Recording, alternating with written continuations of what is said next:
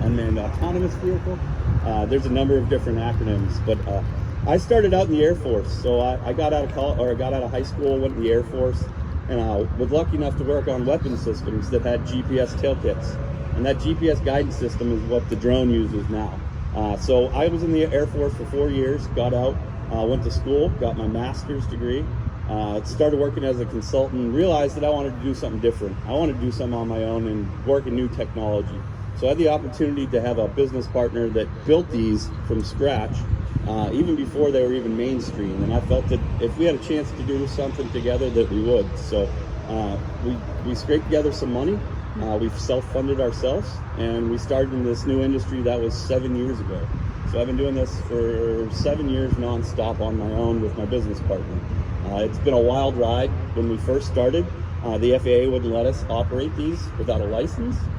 So we went through the process of getting a full-on pilot's license to fly an autonomous drone. Didn't make sense at the time, but they were new technology. The FAA was a little slow to adopt them. So I went through $20,000 worth of pilot school, and then the FAA says, oh, you don't need a regular pilot's license, you just need a drone pilot's license. So then I went and took a drone pilot's license, which is essentially just a test.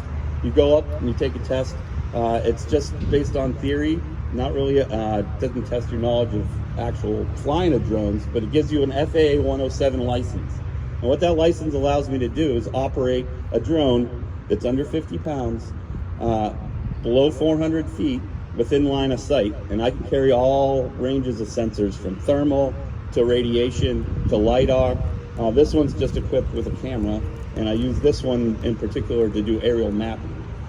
But essentially what it is it's a tool for autonomous data collection.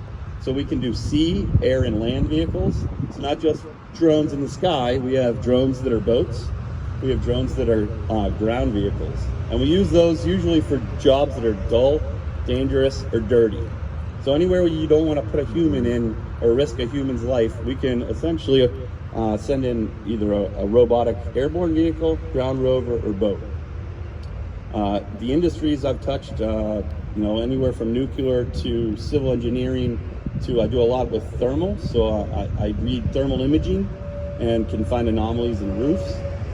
I also do a lot of aerial mapping. So I'll fly that drone in an automated pattern. I'll basically tell it on my remote control what the path is I want it to fly, and I press a button and it takes off and it collects it all on its own. So I don't even have to do anything. It even lands itself.